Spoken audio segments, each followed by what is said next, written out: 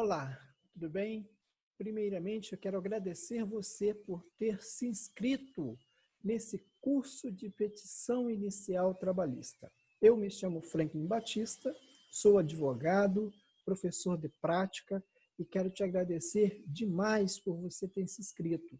Espero que esse curso seja um curso proveitoso, útil para você e quero te dizer que eu não tenho a pretensão de esgotar o tema. Como eu tenho anunciado, é um mini curso de petição inicial trabalhista. Então, eu espero que ele seja proveitoso e possa te ser útil. Seja você que esteja migrando de área ou você que seja da área, mas queira fazer uma pequena revisão. Tá? Tenha um bom curso, aproveite e tudo de bom para você. Vamos começar o nosso curso. Seja bem-vindo ao curso de reclamação trabalhista. O nosso curso, ele é um mini curso de petição inicial. A duração desse curso vai ficar na descrição do vídeo.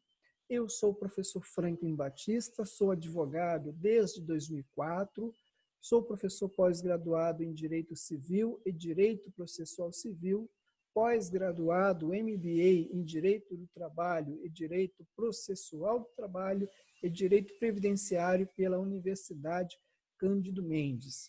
O formato do nosso curso será áudio-tela, então a todo momento eu ficarei pequenininho aí na tela do seu computador ou na tela do seu smartphone ou Android.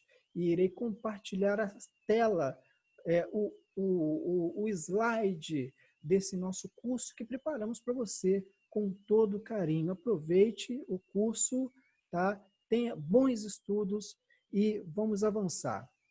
Gente, o que é, começando o curso, eu não poderia deixar de iniciar o curso fazendo a seguinte pergunta: o que é petição inicial aos olhos do processualista civil? Petição inicial é um requerimento que contém exposição dos fatos com fundamentação jurídica e, olha o que eu fiz, entre aspas, fundamentação legal.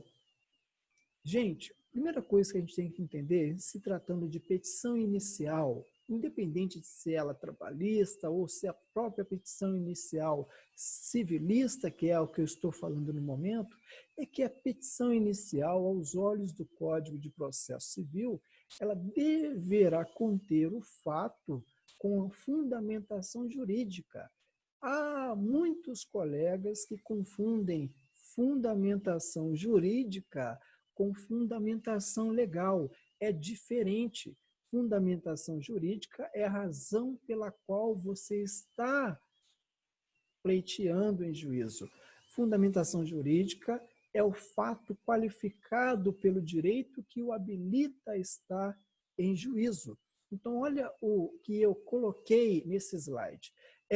Petição inicial é um requerimento que contém exposição dos fatos aqui simples, daqui a pouco a gente vai ver o que seria fatos simples, com fundamentação jurídica. Então, petição inicial para o processo civil é um requerimento que contém exposição dos fatos com a fundamentação jurídica. E aí eu continuei, e fundamentação legal. Mas, nos olhos do Código de Processo Civil, olhando, fazendo a leitura do 319 do Código de Processo Civil, você nota que o Código de Processo Civil ele não faz referência à fundamentação legal. Ora, se não faz referência à fundamentação legal, o que deveria ter uma petição inicial sob a ótica do processo civil? O fato com a fundamentação jurídica. Mas então por que colocamos fundamentação legal, ou seja, lei, jurisprudência? Porque criou-se um costume para o advogado, para a advogada, levar para sua petição inicial civilista o que? Fundamentação legal. Mas aos olhos do processo civil, o que todos nós notamos na leitura do 319 do processo civil é que uma petição inicial civilista aos olhos do do processualista civil deve conter apenas essa petição, o que? Fato e fundamentação jurídica. Então, eu coloquei no slide, fundamentação jurídica não é a mesma coisa que fundamentação legal. Fundamentação jurídica é o motivo que justifica a ação. E aí eu trouxe um exemplo para nós, advogados trabalhistas, um exemplo de fundamentação jurídica. Veja só, o reclamante foi admitido pela reclamada na data de 10 de janeiro de 2019 para exercer a função de balconista, recebendo a contraprestação salarial mensal de R$ 1.500, tendo sido dispensado sem justa causa na data de 10 de janeiro de 2020. Atenção, sem nada receber pela quebra unilateral do seu contrato de trabalho até a presente data. Note comigo que sem nada receber em diante é fundamentação jurídica. E o fato anterior, o reclamante foi admitido, é fato simples. Por que fato simples? Porque o reclamante, o empregador pode admitir quem ele quiser, no tempo que ele quiser. Veja, o reclamante foi admitido. O empregador pode admitir? Com certeza. Isso é um fato que o juiz tem interesse em analisar? Não. É um fato simples. Então, ele pode admitir. Aí diz aí, 10 de janeiro de 2019, a qualquer tempo, para exercer qualquer função, ele pode, entendeu? Pagar salário, ok? Ele pode dispensar sem justa causa. Até aqui, a justiça não tem fundamentação jurídica nesse fato, a ponto dela se motivar a analisá-lo. Agora, quando eu digo que ele foi admitido, que ele foi para exercer função tal, recebia salário tal, foi dispensado e nada recebeu pela quebra unilateral do seu contrato de trabalho, esse sem nada receber é fundamentação jurídica. Então, essa fundamentação jurídica é a razão pela qual se comparece em juízo, levando o pleito do seu cliente para ser o quê? Para receber a tutela jurisdicional, tá certo? Então, o que é petição inicial para processo civil? É fato e fundamentação jurídica. Dá um exemplo de fundamentação jurídica no civil. O indivíduo compra um guarda-roupa. Comprar guarda-roupa é um fato que eu posso levar a juízo? Não. Mas se o guarda-roupa não foi entregue conforme o prometido, esse finalzinho é fato jurídico e é a razão pela qual pode ser levado sim a juízo. Então, o que é petição inicial aos olhos do processo civil? É fato e fundamentação, é fato e fundamento jurídico. Fundamento jurídico é o motivo pelo qual é o fato qualificado no direito que habilita você comparecer em juízo. Então, o que é petição inicial para avançar para o processo civil? É um requerimento que contém exposição dos fatos com fundamentação jurídica.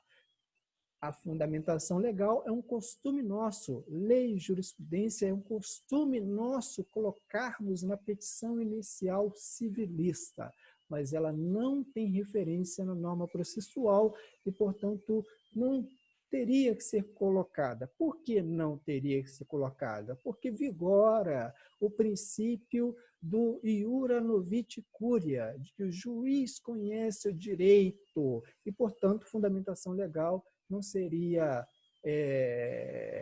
necessária entrar nas petições iniciais cíveis. Perfeito? Tá? Então, petição inicial pelo processo civil é só fato e fundamento jurídico. A gente já sabe o que é fato, e aí eu falei fato simples, e o fundamento jurídico, que é o motivo, a razão pela qual você comparece em juízo. E aí dei um exemplo para você, que é o exemplo de que desse nosso caso aqui, um caso trabalhista, sem nada receber pela quebra unilateral do seu contrato de trabalho. Esse sem nada receber para frente é fundamento jurídico e aí sim é um motivo pelo qual você pode comparecer em juízo. Perfeito?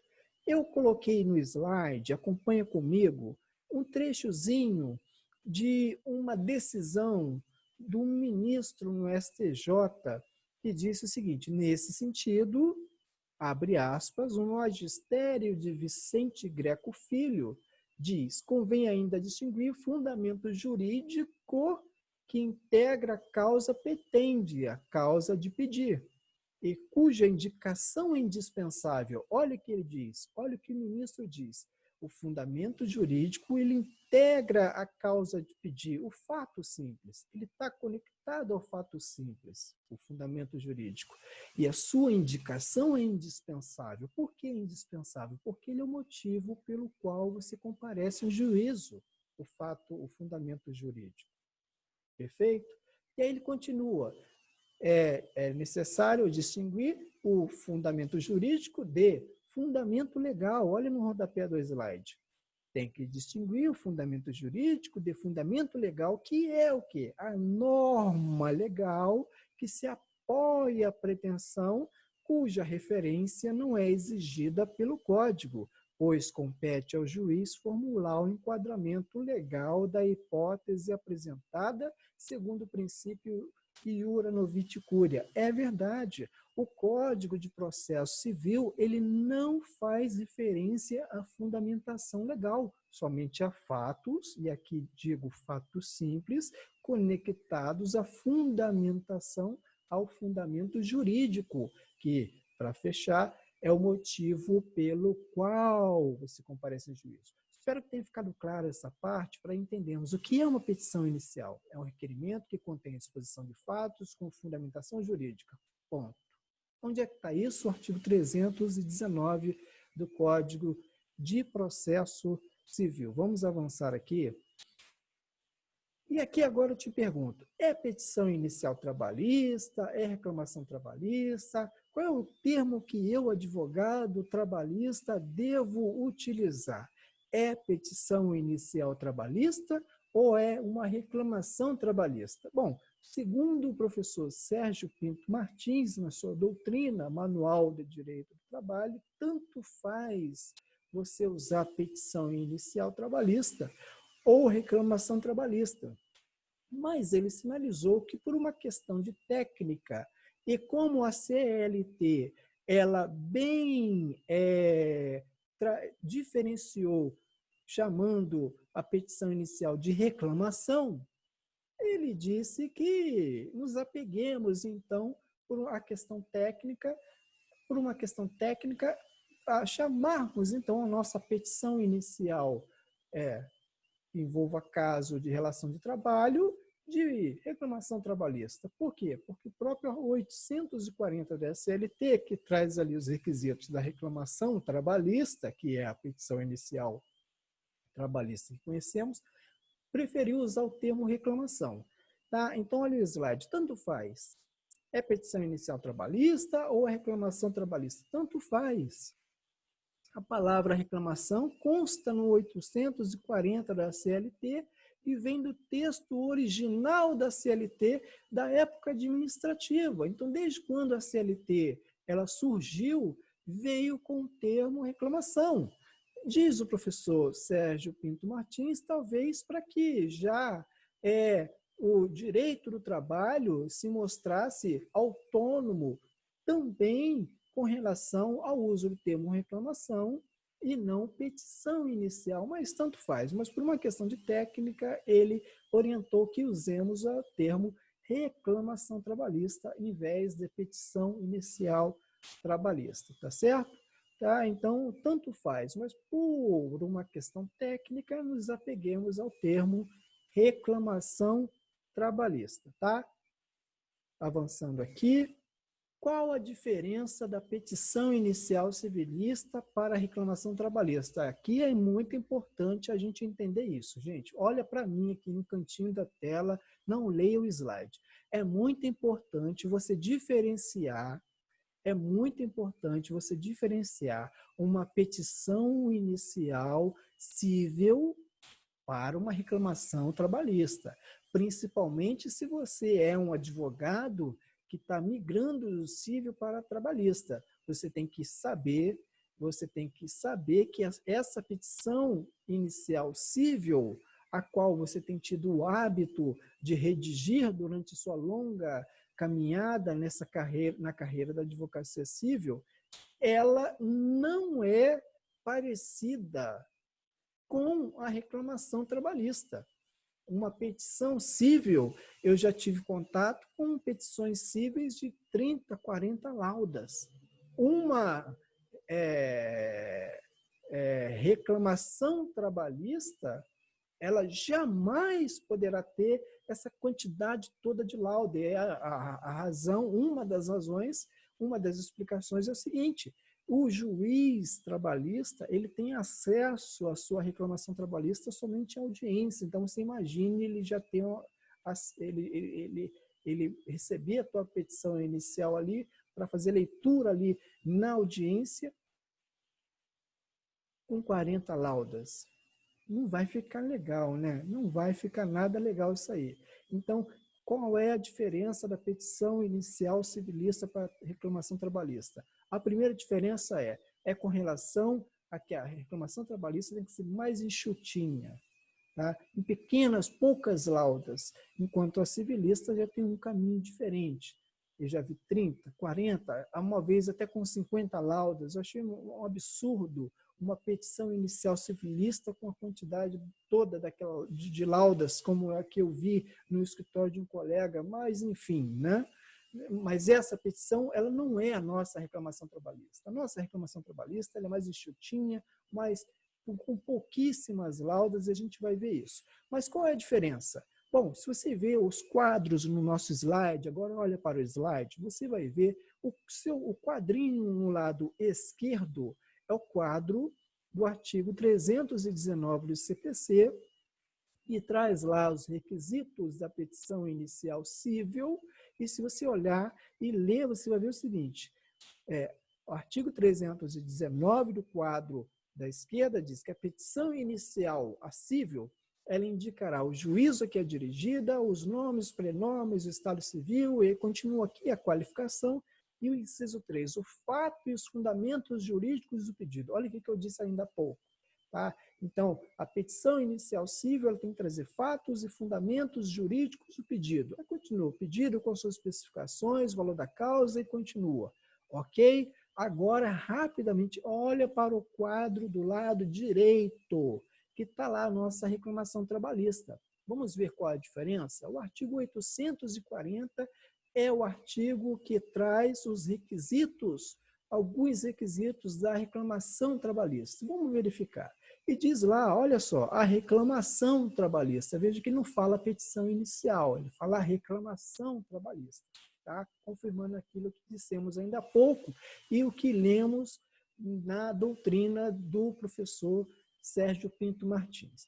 Mas olha para o quadro da direita, você vai ver o artigo 840 dizendo que a reclamação trabalhista, reticências, parágrafo 1º, será escrita.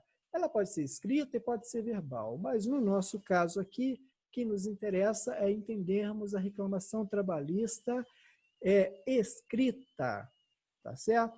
E o parágrafo 1º diz assim, sendo escrita, a reclamação trabalhista deverá conter a designação do juízo, o endereçamento aqui, a qualificação das partes. Olha só, ela não vai esmiuçando como o 319 do CPC. Fala qualificação das partes e pronto. E aí continua a breve exposição dos fatos. Aqui para tudo. Pega a breve exposição dos fatos, olha para o quadro da sua esquerda que fala da petição cível e você vê a diferença. Tá? Então, a reclamação trabalhista ela tem que conter uma breve exposição dos fatos.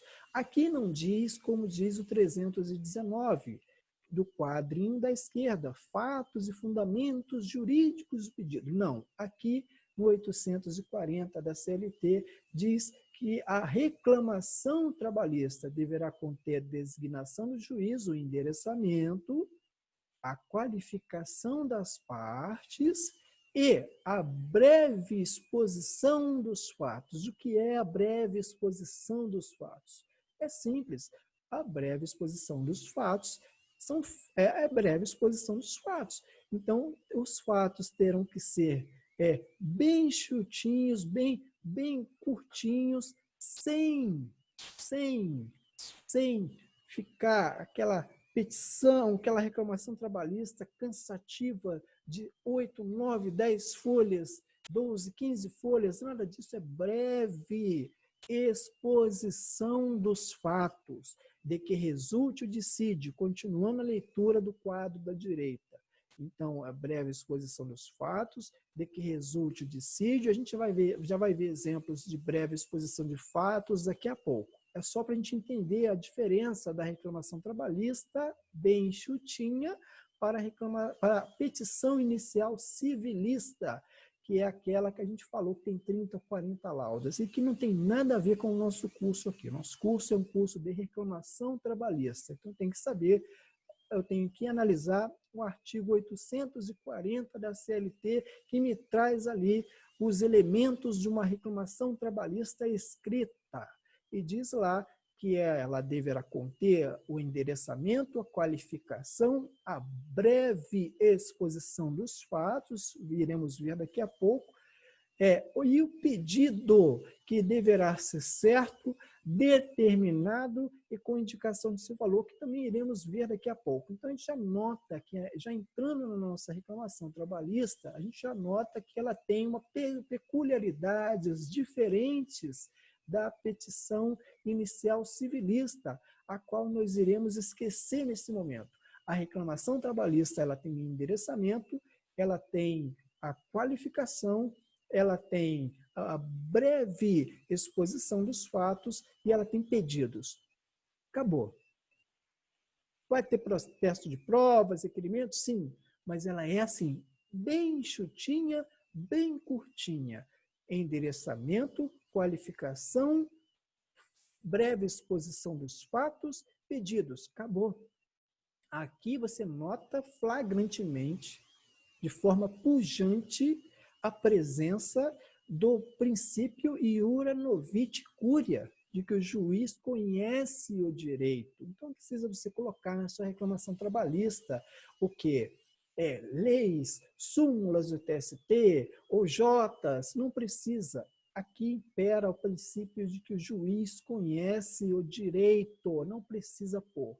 Você só tem que colocar a breve exposição dos fatos, obviamente conectados à fundamentação, ao fundamento jurídico, que iremos ver daqui a pouco, pedidos, protestar pelas provas, valor da causa, datar e assinar a petição. Essa é a reclamação trabalhista.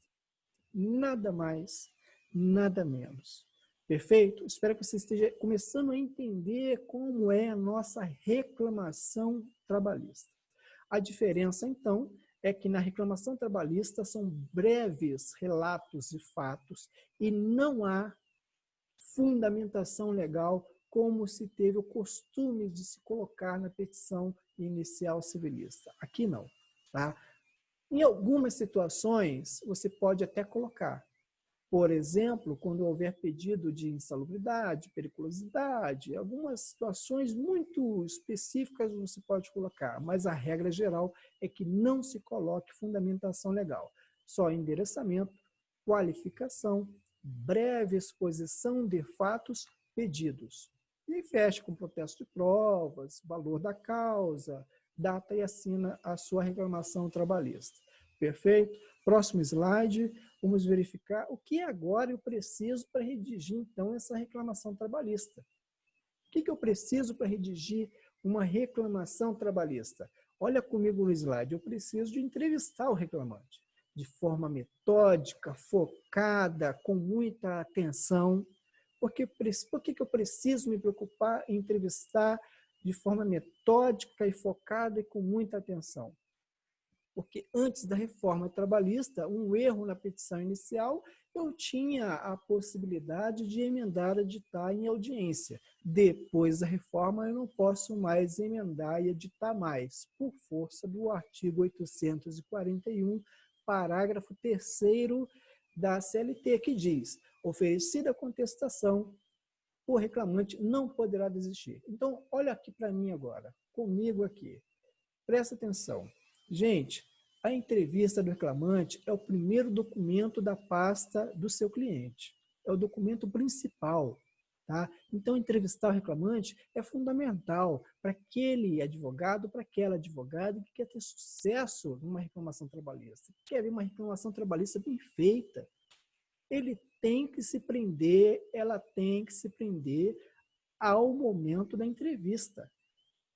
Ok? E ainda mais agora com a reforma trabalhista. Antes da reforma, a gente não tinha nenhum risco para o cliente, caso a minha petição inicial, a minha reclamação trabalhista tivesse necessidade de ser emendada, de ser aditada. Eu não tinha riscos.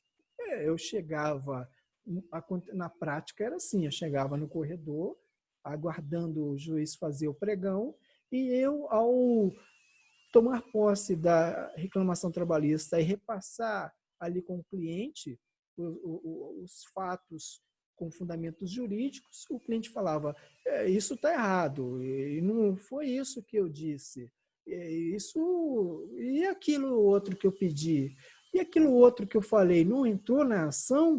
O que a gente fazia na prática? O juiz fazia o pregão, a gente entrava à sala de audiência, sentávamos à mesa, o juiz indagava da reclamada se havia proposta de acordo, ela dizia que não havia proposta de acordo. E aí, então, tomávamos a palavra pela ordem e informávamos ao juiz. Excelência, pela ordem, houve um erro na petição inicial, precisamos fazer uma emenda e faltou acrescer algo na petição inicial, precisamos fazer um aditamento.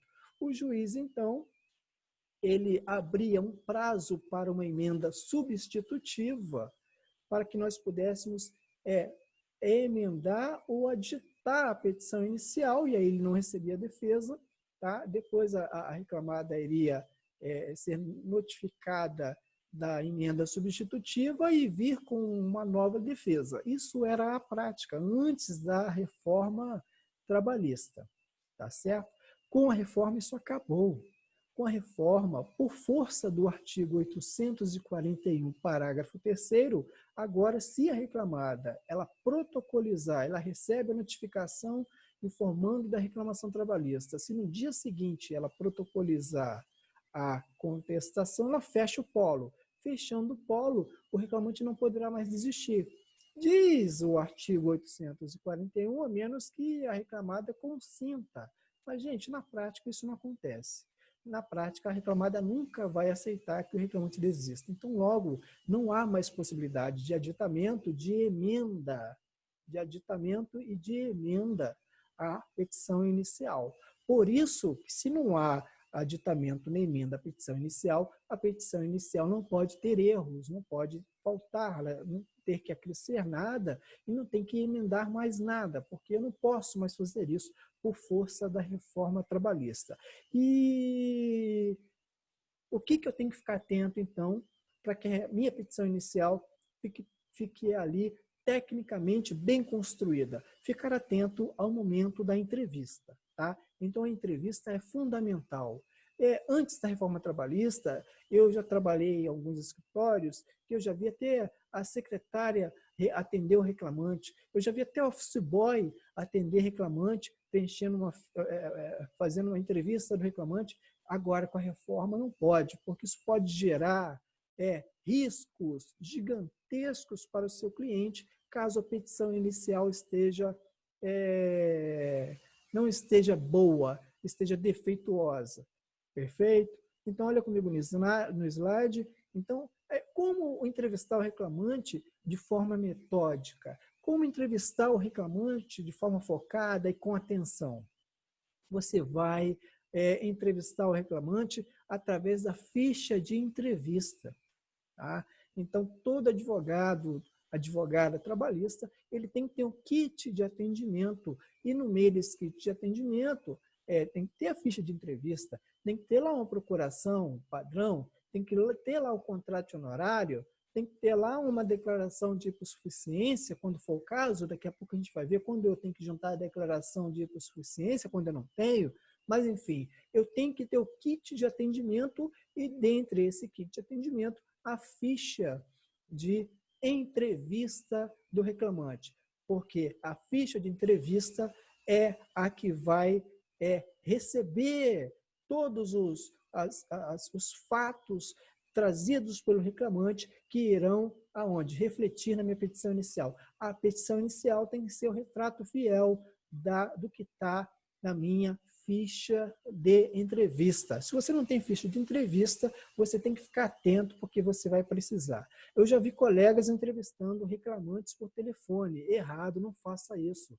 Por quê? Você tem que entrevistá-lo face a face através de uma ficha de entrevista para evitar aumentar o risco de que na petição inicial dele ocorra erros e se a reclamada protocolizar, não vai dar para retificar o erro e o seu reclamante vai ficar prejudicado. Tá certo? Então, você tem que ter o kit de atendimento, você tem que ter a ficha de entrevista. Eu coloquei aqui no slide um pequeno pedaço do que seria essa ficha de entrevista. Então, vamos ver no slide como é essa ficha de entrevista. Então, a ficha de entrevista são perguntas que você irá fazer para o reclamante, mas eu te digo que é uma técnica para se entrevistar o reclamante, e não só pegar a ficha de entrevista e fazer as perguntas secas que estão na ficha de entrevista, sem explorar outros campos, sem fazer outras perguntas. A ficha de entrevista, ela não esgota a situação. A ficha de entrevista, ela apenas é um norte. Então, logicamente, você terá que ter uma perspicácia, uma sagacidade para saber fazer outras perguntas que estejam próximas dessas que estão contidas na ficha de entrevista. Mas, enfim, a ficha de entrevista ela é um norte, um caminho, mas ela não é esgotada em si mesmo. Você tem que ser sagaz, tem que ser perspicaz para entender, para pegar ali o feeling de outras perguntas que estejam conexas. Existe um método, uma técnica para entrevistar reclamante. Eu já falei isso em outros cursos meus. Eu tenho um curso, que é um curso de prática de advocacia trabalhista, onde eu trabalho 3 horas, só 3 horas falando só de entrevista do reclamante. Então, para você ver que não é uma coisa tão fácil assim e não vai esgotar certamente aqui nesse nosso mini curso de reclamação trabalhista, tá certo? Mas olha comigo no slide, então começa o nome, o endereço do reclamante, o CEP, pega o telefone, pega o WhatsApp. Outra coisa, o WhatsApp. O WhatsApp, quando você pega do reclamante, você informa que o seu escritório tem, você tem que informar ele que o WhatsApp é para você se comunicar com ele, não ele se comunicar com você. Porque senão vai ficar domingo, vai ficar sábado à noite, vai ficar feriado, te mandando mensagens pelo WhatsApp, te cobrando informações do processo. Então, você tem que informar ele que o WhatsApp é apenas para uso do escritório, da comunicação do escritório para com ele. Perfeito? E aí continua, vai pegar o nome da reclamada, o endereço da reclamada, vai perguntar a ele, olha comigo na ficha de entrevista, se ele prestava serviço para uma outra empresa, se ele foi contratado pela empresa, por uma empresa e prestou serviço para outra, para fins de responsabilidade subsidiária, solidária. Vai pedir o nome da empresa, que vai constar como responsável subsidiária, tá? Aí vai perguntar para ele se ele quer que chame a segunda empresa, quer que chame essa terceira, se quer que chame essa empresa que o senhor prestava serviço. Por quê? Porque muitas vezes o reclamante, ele trabalhou prestando serviço para essa outra empresa, foi contratado por uma, mas prestou serviço para essa outra empresa, ele não quer que você chame essa outra empresa que ele prestou serviço. Aqui você iria indicar na sua reclamação trabalhista como responsável subsidiário. E por que ele não quer? Porque muitas vezes ele fez algum tipo de amizade lá, ou então o sócio de lá gostou, e a possibilidade dele ser contratado pela subsidiária, que você chamaria na sua reclamação trabalhista, é grande. Então você tem que perguntar para ele se ele quer que chame a segunda empresa, a terceira empresa, que ele prestou serviço que teria, em tese, aí uma responsabilidade subsidiária. Então, você tem que perguntar isso para ele. Pergunta para ele se ele trabalhou de carteira assinada, tá? E aí, aqui é interessante, né? Se o senhor trabalhou de carteira anotada, ele não sabe o que é isso. Então, você tem que ser bem, sabe? Você tem que falar a linguagem do reclamante. Você trabalhou de carteira assinada, tá? Assinaram a carteira do senhor no momento que o senhor foi contratado, tá? Ou contrataram o senhor primeiro, assinaram depois. Por quê? Porque aqui, gente, aqui, salvo engano, no artigo 49, acho que inciso 5 ou 6 da CLT, diz que configura crime, tá? Você admitir mentir a data de admissão na carteira de trabalho, configurando, inclusive, falsidade ideológica. Está lá no artigo 49, salvo engano, no inciso 5 ou 6 da CLT, que a própria CLT, nesse artigo e inciso, ela reporta o 299 do Código Penal. Então, aqui nós temos um crime dentro de uma relação de trabalho que é importante você ter esse conhecimento, tá? E continua, essa carteira foi retida pela empresa, a empresa segurou ela, quanto tempo devolveu para o senhor, demorou a devolver, foi dado baixa na sua carteira, o senhor foi dispensado por justa causa, foi dispensado por justa causa, sem justa causa. Então, olha como que a ficha de entrevista é importante. Ela vai fazendo perguntas, sabe? Elas vão te dando uma carga poderosa de perguntas que você possa fazer para o seu reclamante, para a sua reclamante, para o fim de evitar o quê? Que uma reclamação trabalhista seja feita de forma não técnica.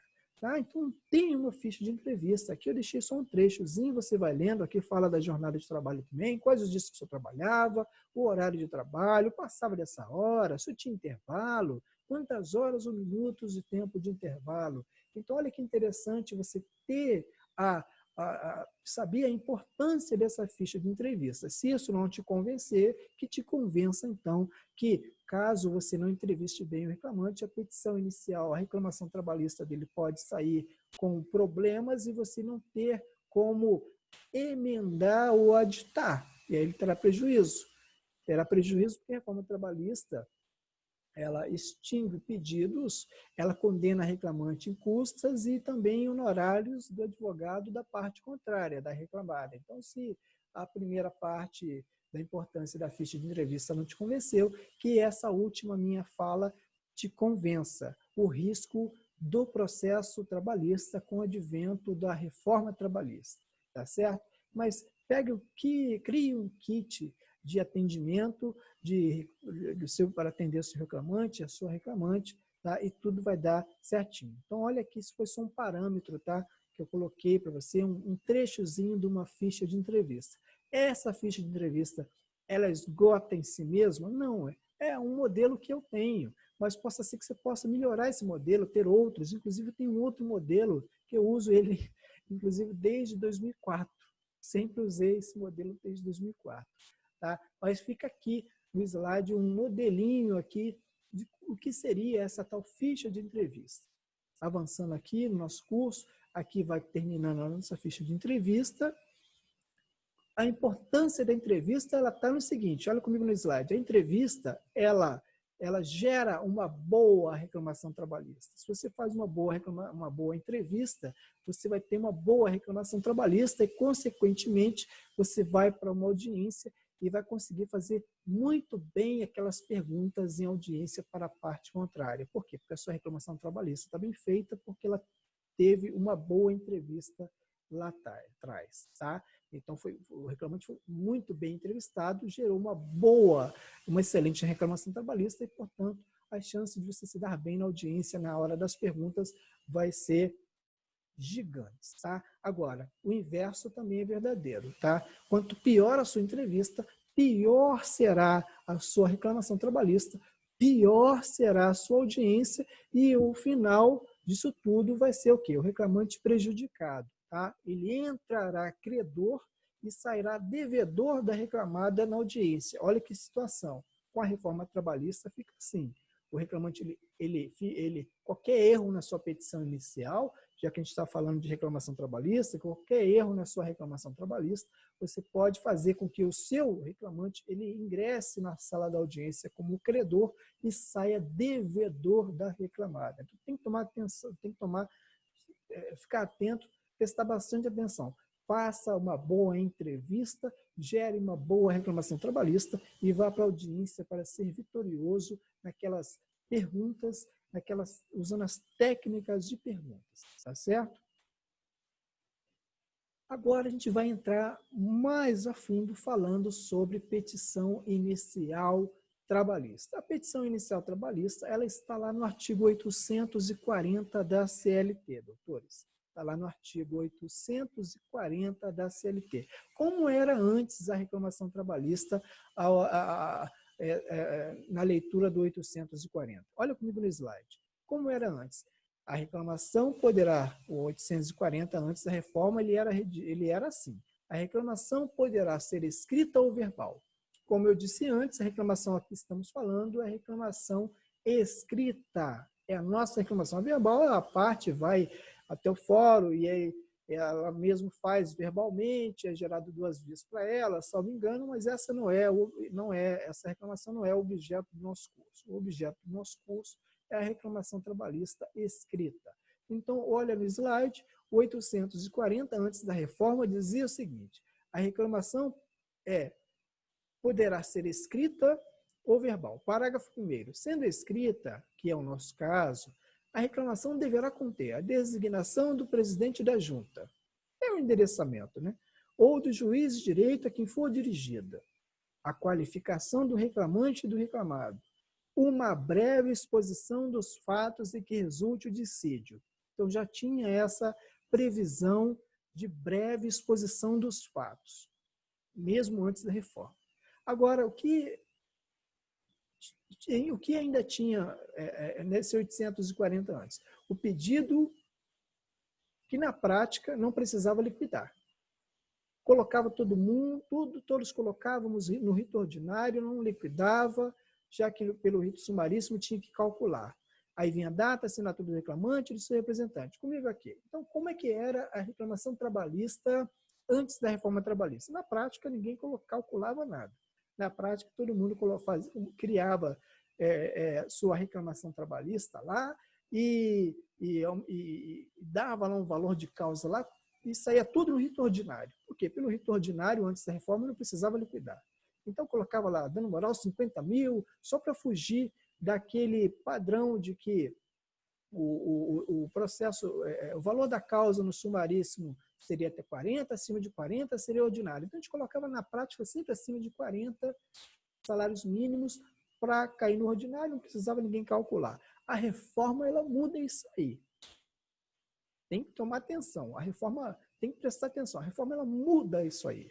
Tá? Então, como é que fica com a reforma o mesmo artigo 840, dessa vez alterado pela reforma trabalhista, que é a Lei 13.467 de 2017. O 840 fica assim agora. Comigo no slide. A reclamação poderá ser escrita ou verbal. Sendo escrita, a reclamação deverá conter a designação do juízo. Aqui já mudou. De presidente da junta para designação do juízo. Endereçamento. Aí, continua. A qualificação das partes. Aqui também mudou. Porque o artigo 840, antes da reforma, dizia a qualificação do reclamante e do reclamado. Olha ali em cima. Mas com a reforma ficou a qualificação das partes. Ok. Continua. A breve exposição dos fatos. Continua a breve exposição dos fatos. Muita atenção. Tá? Não vamos falar novamente, porque eu acredito que você já deva ter entendido que a reclamação trabalhista, ela não tem fatos e fundamentos jurídicos longos de 30 ou 40 laudas. É breve exposição dos fatos. Daqui a pouco a gente vai falar mais a fundo sobre isso.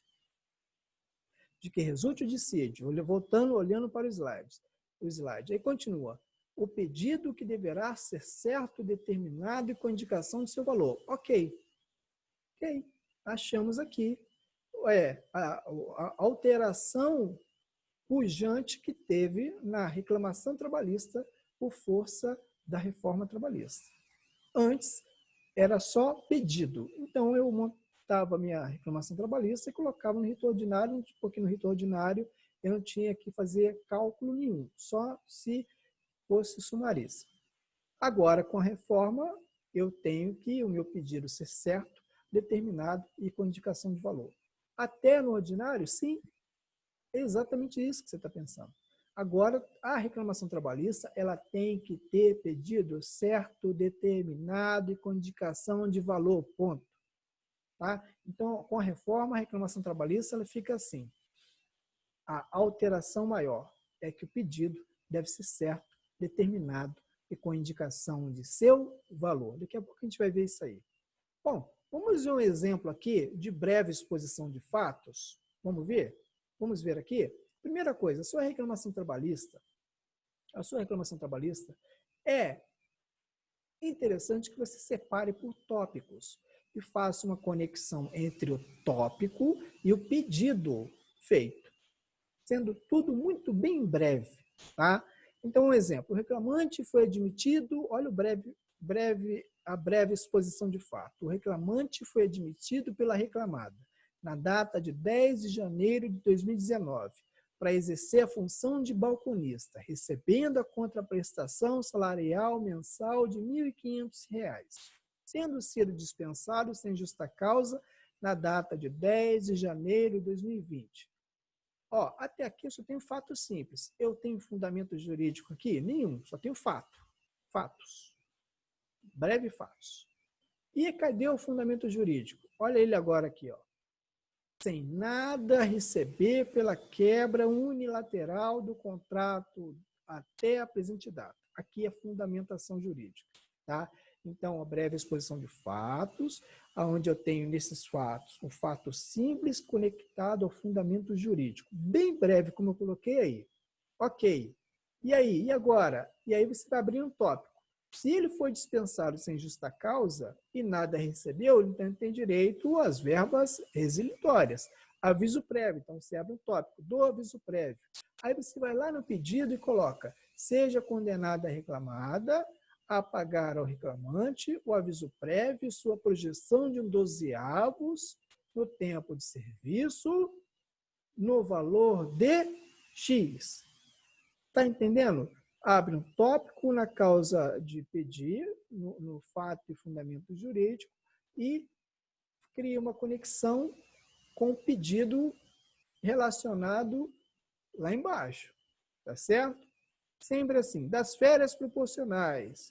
Aí, se não tiver o reclamante gozado de férias, você coloca, abre um tópico na causa de pedido, nos fatos e fundamentos jurídicos e diz assim, ó, o reclamante, embora tenha elaborado durante todo o período aquisitivo, todavia, a reclamada não permitiu que o mesmo gozasse das férias. Ó, aí você vai lá nos pedidos e coloca: seja reclamada condenada a pagar ao reclamante as férias simples, tá? Mais 1/3, com o valor de... Entendeu? E você vai fazendo. Olha como ela é bem chutinha, essa reclamação trabalhista. Ninguém falou de lei aqui, ninguém falou de jurisprudência, ela é bem chutinha, tá? Então, você cria o fato, o fundamento jurídico, ok? Qual é o fundamento jurídico? Falei que agora há pouco. O reclamante foi admitido pela reclamada, exercer a função, receber salário tal, foi dispensado. Aqui é fato simples, a empresa pode fazer isso à vontade, mas o que a empresa não pode é fazer isso aqui, é o fundamento jurídico. Dispensar sem nada pagar ao reclamante. Por isso que ele fala, sem nada receber pela quebra até a presente data. Fundamento jurídico. Ok? É isso. Reclamação trabalhista bem chutinha, bem curtinha, bem fácil de fazer, tá? Bem fácil de fazer. Próximo slide. Gente, quando eu falei agora há pouco que a reclamação trabalhista ela teve uma alteração pela reforma, que é com relação ao pedido certo, determinado e com indicação de valor, eu tenho que ficar atento, você tem que ficar atento com relação a isso, você tem que ficar atenta com relação a isso. Por quê?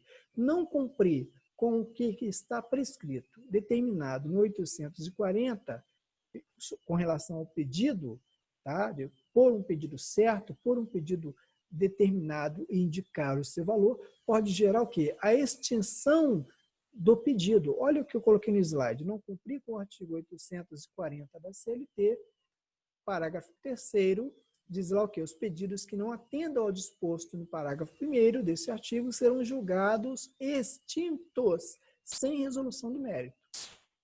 Então, tem que ficar muito atento com relação a isso. Faltou com 840, parágrafo 1º, esse pedido está extinto sem resolução de mérito. E o cliente não vai gostar nada disso. Então, atenção, tá certo? Agora, vamos falar um pouquinho da justiça gratuita bem rapidamente. A justiça gratuita, a fundamentação da justiça gratuita, olha comigo no slide. Para se pedir os benefícios da justiça gratuita, a fundamentação legal, ela não é mais a Lei 1060 de 50, pelo amor de Deus. Um dia desse eu fui no escritório de um colega e eu pegar a reclamação trabalhista dele, tá, agora, feita bem recentemente, antes um pouco da pandemia, eu vi lá que ele pedia a justiça gratuita com base apoiando-se na Lei 1060 de 50. Está fora. Tá? Hoje você vai fundamentar a fundamentação legal para pedir os benefícios da justiça gratuita, vai ser o artigo 98 e 99 e seguintes do CPC de 2015. Tá certo? Então, não pode esquecer isso aí. A sua fundamentação legal para pedir os benefícios da justiça gratuita do seu reclamante ou da sua reclamante é o artigo 98 e seguintes do CPC de 2015, tá certo? Outra coisa, muitos colegas confundem, juntando nas suas reclamações trabalhistas, o quê? Declaração de hipossuficiência para qualquer tipo de reclamante. Está errado isso aí. Tá? Se você olhar o artigo 790 da CLT, que está no slide, parágrafo 3º e parágrafo 4º, você vai notar que tem dois personagens, dois tipos de reclamante. Você vai ter um reclamante que recebe até um determinado teto e você vai ter um outro reclamante que recebe acima desse teto. O reclamante que recebe até o teto, ele já tem o benefício da gratuidade de justiça na letra da lei, na forma da lei. E aquele que recebe acima do teto, aí sim, esse indivíduo terá que o seu advogado juntar a declaração de hipossuficiência para ele, mais os documentos que achar interessante para se conseguir os benefícios da justiça gratuita. Então, olha comigo, vamos fazer a leitura no slide desses dois personagens, esses dois reclamantes, que a um eu não irei juntar a declaração de hipossuficiência e a outro eu terei que juntar. Vamos lá. Olha comigo no slide. O artigo 790 da CLT diz assim, parágrafo 3º, é facultado aos juízes, órgãos julgadores e presidentes dos tribunais do trabalho de qualquer instância conceder a requerimento ou de ofício o benefício da justiça gratuita, inclusive quanto a translados e instrumentos. Atenção, àqueles que perceberem salário igual ou inferior a 40% do limite máximo dos benefícios do regime geral de previdência social.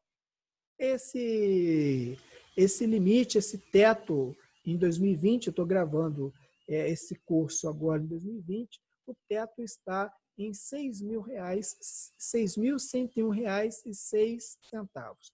Então, 40% desse teto vai me dar R$ 2.440,42. Portanto, o que eu quero dizer com isso? O meu reclamante, a minha reclamante, ela recebe até o teto de R$ 2.440,42, já tem a justiça gratuita na forma da lei. Não precisa juntar para ele o quê? Declaração de hipossuficiência. Tá certo? Agora, olha o outro personagem, o outro tipo de reclamante, no parágrafo 4º. O benefício da justiça gratuita, comigo no slide, o benefício da justiça gratuita será concedido à parte que comprovar insuficiência de recursos para o pagamento das custas do processo. Aqui, se tiver acima do teto, aqui sim eu devo juntar declaração e demais documentos que achar necessário para obter a justiça gratuita. Então, entenda comigo aqui. Eu tenho dois tipos de reclamante no 790. Eu tenho o reclamante que eu não preciso juntar a declaração de hipossuficiência, que é o enquadrado no parágrafo 3º, e eu tenho o reclamante que eu preciso juntar declaração de hipossuficiência, que é o que está no parágrafo 4º. Ok? Então não vamos errar mais, tá? Então não é toda e qualquer tipo de reclamação trabalhista que eu vou juntar a declaração de hipossuficiência. Não. Eu vou juntar a declaração de hipossuficiência somente para aquele reclamante, para aquela reclamante que esteja enquadrado no parágrafo 4º, ou seja, que perceba e receba acima do teto, que é R$ 2.440 reais e 42 centavos no ano de 2020. Então, anualmente, você vai ter que ver qual é o limite do teto e aí pegar esses 40% para você ver se o reclamante se encaixa no parágrafo 3º ou se encaixa no parágrafo 4º. Tá certo? Gente, agora vamos lá. Voltando à reclamação trabalhista e a alteração da reforma feita na reclamação trabalhista, lá no 840, eu notei o quê?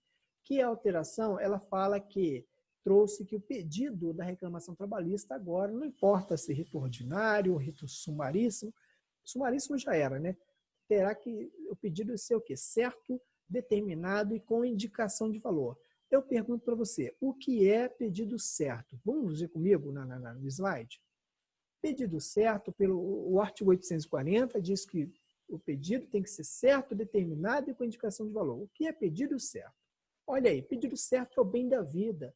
É o que o seu cliente chega no escritório pedindo. Então, é hora extra, ele quer adicional de periculosidade, ele quer adicional de insalubridade, ele quer equiparação salarial, o que ele quer? Então, são aquela universalidade de direitos materiais.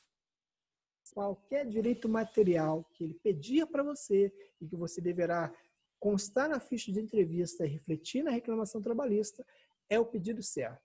Então, ele fala, eu quero hora extra, é o pedido certo. Tá? É o pedido certo. Agora, o que é pedido determinado? O que é pedido determinado? Olha no slide. Por exemplo, o tempo que se pretende da equiparação salarial, o tempo que se pretende das horas extras. Quantas horas extras são? É hora extra de todo pacto, de todo contrato de trabalho, ou é só as horas extras dos feriados? É hora extras a partir de qual mês? É só de um referente mês? Qual é sabe? Então, você tem que determinar. Tá? Então, por exemplo, seja condenada a reclamada, a pagar ao reclamante 3 horas extras. Olha, pedido certo. De todo o pacto. Olha, em razão de ultrapassar a 44ª hora semanal. Olha só aqui eu já falei pedido certo e determinado. Quando que eu falei determinado? Quando eu falei todo o pacto, em todo o pacto. Tá certo? Então, o pedido certo é a universalidade de direitos materiais. Qualquer direito material que ele for no seu escritório pedir, direito material trabalhista, é um pedido certo, é um exemplo de pedido certo. Esse pedido certo, você vai ter que ver qual a extensão desse pedido certo. Tá? Então, é hora extra? Mas hora extra de quê? Hora extra de todo pacto, de um determinado período, como é que é isso? Tá certo? Então, e aí a gente já chegou no pedido certo e no pedido determinado. E o que é pedido com indicação de valor? Aqui é mais perigosa a questão. Aqui a questão é mais perigosa, que você tem que ter mais uma sagacidade. O que é pedido com indicação de valor? Aqui nós temos um problema. Olha comigo no slide. Quando for possível você indicar o valor, ok, você vai lá e indica na sua reclamação trabalhista. Aviso prévio, eu consigo calcular um aviso prévio. Uma férias, eu consigo calcular uma férias. Agora vai ter, por exemplo, casos que você não vai conseguir apontar o valor, tá? Não vai ter como você indicar o valor, tá? A hipótese em que não conseguiremos indicar um valor. O que faremos? Olha o exemplo que eu falei. Um jovem caminhoneiro sofre acidente de trabalho e perde uma perna. Qual será a porcentagem devida ao reclamante pela perda da capacidade laboral? Isso é um exemplo. Outro exemplo também é quando você pede insalubridade. Você fala insalubridade no grau máximo, mas e se o perito falar que o grau for médio? Então, veja que são pedidos que você não consegue indicar o quê? Não consegue indicar o valor. tá certo? Então, nesses casos que você não consegue indicar o valor, aqui você tem que ficar muito atento. Olha outro exemplo também que eu dei. O reclamante diz, eu trabalhei horas extras durante todo o período. Não sei dizer quantas exatamente, registrava tudo no cartão de ponto, mas eu não recebia essas horas extras. Quantas horas extras efetivamente se tem? Ele não sabe, mas eu tenho que indicar o pedido, porque se eu não indicar o valor, lembra o que 840, parágrafo 1º determina, você viu lá agora há pouco, que o pedido vai estar extinto, então você vai ter que indicar o valor. Como assim? Se eu não sei qual o valor indicar? Tá? Se a CLT foi omissa. O que fazer diante de um pedido que não é possível de indicação de valor? Uma das saídas é você invocar a Instrução Normativa 41 do Tribunal Superior do Trabalho. Tá? Então, indicar o valor por estimativa. Tá? Veja o que diz a Instrução Normativa 41 do Tribunal Superior do Trabalho, lá no artigo 12.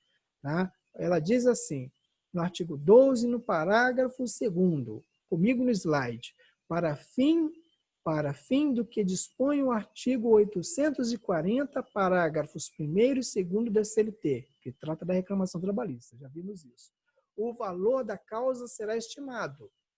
Parou aí. Gente, pensa comigo, se o valor da causa será estimado, os pedidos também da reclamação trabalhista também o serão. Tá? Agora, é qualquer pedido que eu possa estimar valor? Não. É quando o pedido for pedido genérico, aquele de que trata lá o artigo, salvo engano, 324 do CPC. Ali está o que são pedidos genéricos, aqueles que não consigo indicar o valor exato. Então, quando você estiver diante de um pedido genérico, você pode dar valor a esse pedido, mas sinalizando, mostrando na petição inicial que se trata de um valor de mera estimativa, observando o cumprimento, a determinação da instrução normativa no artigo 12, no parágrafo 2º. Tá? Então, olha o que eu coloquei no slide. Atenção, se o valor da causa é por estimativa, os pedidos a inicial também serão. Quando não for possível indicar o valor, ou seja, não for possível indicar o valor, e aqui mais atenção, maior atenção você tem que ter, porque só use somente em casos de pedidos genéricos. Tá? Então, quando não for possível indicar o valor, esse valor ele vai entrar na petição inicial como um valor estimado, e você tem que sinalizar isso na petição inicial. É isso que eu falo no slide. Mas atenção, só use somente esse parágrafo 2º do artigo 12 da Instrução Normativa em casos de pedidos genéricos, nos termos do 324 do CPC. E você deve informar na petição inicial. Então, o que eu estou querendo dizer aqui? Não é qualquer pedido que você vai colocar na reclamação trabalhista, você vai botar um valor lá e falar que é por estimativa. Não. É o pedido que for entendido como genérico. Qual é o pedido genérico? Ele está lá no 324 do CPC. Se você está, e eu dei exemplo agora há pouco, do caminhoneiro, das horas extras, em que o reclamante chega, tem casos que o reclamante chega com um contra-cheque todo amassadinho, todo rasgado, e ele fala, eu trabalhava horas extras, um dia trabalhava 2 horas, outro dia trabalhava 1, outro trabalhava 3 horas, e sábado, domingo, ele consegue passar para você direito. Olha, como é que você vai indicar o valor aqui? Não tem como você indicar valor aqui, tá certo? Então, nesse caso, você está diante de um pedido genérico, você vai informar na petição inicial que o valor que você está colocando ali é um valor referente a um pedido que é genérico, tá? Nos termos da instrução normativa, no seu artigo 12, no parágrafo 2º e 324 do CPC. Tá? Só para você pegar um norte e um caminho. Como eu disse, é um mini curso, não tem intenção nenhuma de esgotar o tema, é só para te abrir um pouco o caminho, para você entender exatamente o que está acontecendo com a nova reclamação trabalhista. Então, repetindo, para terminar, para avançar. Quando estiver diante de pedido genérico, você deve o quê? Você deve indicar o valor, porque senão o pedido vai ser extinto. Tá? Mas informar na própria petição inicial que se trata de um valor por estimativa nos termos da instrução normativa, no seu artigo 12, parágrafo 2º, e artigo 324 do CPC, ok? Então, só é para usar essa situação para pedidos genéricos. Se o pedido não for genérico, você conseguir indicar, indique-o normalmente sob pena de extinção do pedido, tá certo? Gente, agora olha só, vamos agora, presta atenção numa coisa que eu vou falar para você aqui. Você já entendeu, então, como é que está a reclamação trabalhista? Vamos voltar aqui um pouquinho. Você já entendeu como é que está a reclamação trabalhista? Você já sabe qual é os riscos que uma reclamação trabalhista ela está gerando para o reclamante, para a reclamante. Tá? Então, é importante eu falar para você o seguinte, eu sou obrigatório a fazer curso de prática? Eu sou obrigatório? Eu sou obrigado, melhor dizendo, corrigindo minha fala aqui, eu sou obrigado a fazer cursos de prática para entender isso? Você não é obrigado a fazer curso de prática nenhum. A formação que você teve, o bacharelado que você teve, já é suficiente. Mas e por que fazer curso de prática, então? Os cursos de prática, eles são importantes porque eles vão antecipar uma experiência para aquele que está ministrando o curso para você. Então, ele já teve uma experiência. Eu, por exemplo, quando me formei, eu não fiz curso de prática nenhum. Aprendi, foi sofrendo, foi apanhando. E demorei muito para pegar o fio da meada. Se eu tivesse, na época eu cheguei a procurar, não achei. Mas se eu tivesse achado, com certeza eu teria feito, porque teria me adiantado em muitas situações. Então, está aí a importância de um curso de prática, porque ele antecipa uma experiência de um determinado profissional para você. Quando você adquire um curso de prática, seja gratuito ou pago, seja lá o que for, você já não está adquirindo ou comprando um curso, você está comprando o quê? A prática.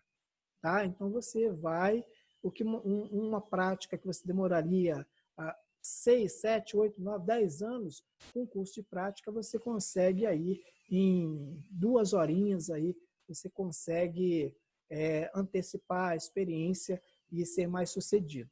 E na frente de muitos colegas, no caso, da sua mesma formação, da sua mesma época de formação. Tá? Então, eu vou deixar na descrição esse vídeo. Ele é um curso, ele é um mini curso de reclamação trabalhista, e eu espero que você tenha entendido minimamente como é que está a nossa reclamação trabalhista, como que ela é confeccionada, a atenção que você deve ter com relação ao pedido. Lembrando que eu não paro no pedido, tá? Então, eu tenho que fazer o protesto todos os meses de prova, em especial,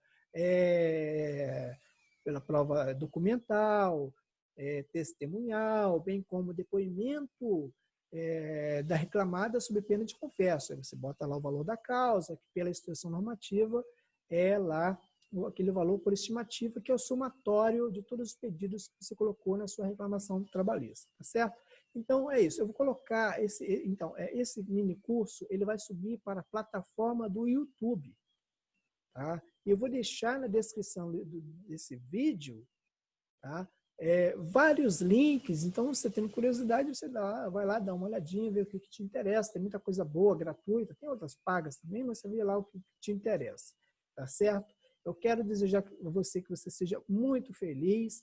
Eu não tive a pretensão alguma de esgotar o tema, mas apenas iniciar ou dar uma revisada rapidamente sobre reclamação trabalhista com você, advogado, com você, advogada, com você, meu colega, com você, minha colega. Espero que você seja muito feliz, tá? Teremos outros cursos gratuitos, espero que você aproveite, tá? E até o próximo curso gratuito. Fiquem todos com Deus e tchau, gente.